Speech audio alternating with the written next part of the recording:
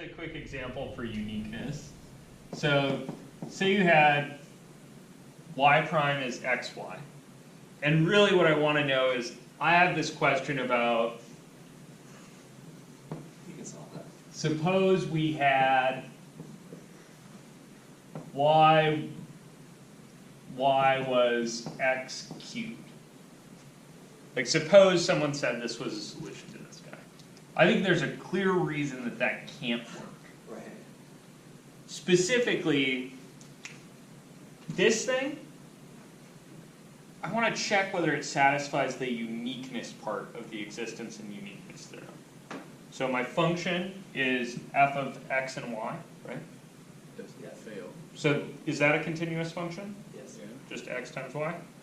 Cool. So xy is continuous means that there exists a solution, right? In fact, I can find it. It's not that. Right? So let's see. xy's y derivative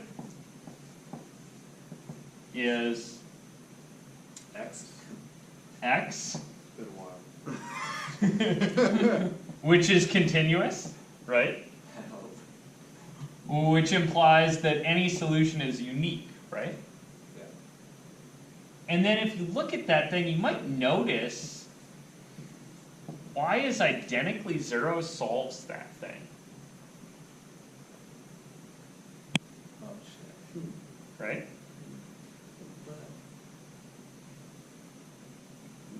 You guys see that? So what I'm saying is the 0 function solves this, which means that because this thing is sometimes 0, right? This function has specifically y of 0 is 0. Sure. But that initial condition agrees with this. If we define y to be 0, only if, So and not all the time. what I did was I noticed one solution, right? Y is identically 0. That solves my differential equation that I'm talking about. So I have this case where I have this picture, there's no holes in it at all. Right? I know one of the flows in there, one of the solutions looks like this. Sure. Right? And then someone is proposing to me that y is x cubed is also a solution. Right? So that flow would look like this guy. But that would mean that right here, there would have to be two options. You could either follow the solution I know or the proposed x cubed. That it's not unique, because there are two of them. And it wouldn't be unique. So I know this thing can't be a solution because it crosses 0, and I know that 0 is already a solution. So why isn't a natural log of 1/2 x squared a solution? So Or, sorry, y is natural log Yeah. of 1/2 x squared. I mean, just solving that, I think. Okay. I did that right. So let's check. Can that ever be 0? So is there an x you can plug in there to get 0? Square root of 2. I think so. So my suspicion is that this function crosses 0, and that's going to be a problem.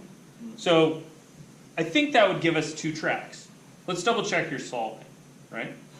So I think I had Oh, because you have to divide by y and it's identically 0. 1 over y Oh. prime is x, right? Yeah. So then you'd get natural log of the absolute value of y is x squared over 2. I think you logged both sides instead of eing both sides. That's constant. So your y should be e to the x squared over 2 times some arbitrary constant a.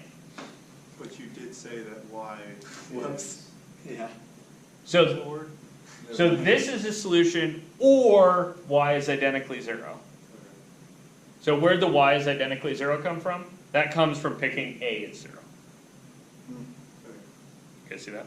Right. So if you had y of 0 is 0, right, you'd be forced to pick a as 0. You guys see that? So what's up there is this can't be the solution. All the solutions look like that. These families of exponential functions, right? And I am wrong. That's not what they look like at all. What did I screw up? You guys see it? Oh, plus or minus a. Now I graphed a e to the x, right? More or less. And that's a e to the x squared.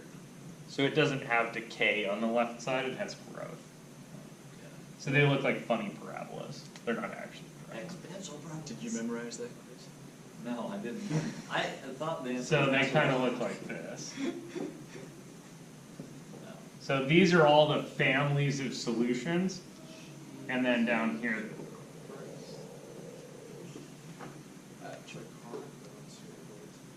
you guys see that? So as a goes to 0, right, they get flatter and flatter and flatter. And then when a actually equals 0, they snap to flat. And then when it crosses into the negatives, they get unflatter and flatter. Benter and benter. Unflatter. But none of them cross 0, specifically. And the reason I know none of them can cross 0 is I know that the solution to this thing is going to be unique. So I also know that none of them cross each other, right? Right, because yeah, they all have the same base, and so they can't dominate each other. Does that make sense? So if it's continuous, it has this unique thingamajigger. So if the function on the right-hand side is continuous, then there exists some solution. Not necessarily that you can find it, but there exists one. And it is guaranteed to be. And then if the partial derivative with respect to y is continuous, then that thing is guaranteed to be unique. Interesting. If the partial derivative with respect to y isn't continuous, then it might not be the unique solution. There might be a couple solutions. Why does just the partial derivative with respect to y matter? Why not also x? What it really amounts to is whether this is a differential equation at all or not. Does that make sense? Like, no, I don't know. If y is 0, it's not necessarily a differential equation. Yeah, so Just an equation. when the rate of change of y is undefined, so the rate of change with respect to y is undefined, what that means is that there's something that's going to dominate that thing's derivative. Okay, because you're talking about the rate of change of y within the original equation. Yeah. Okay. Does that kind of make sense?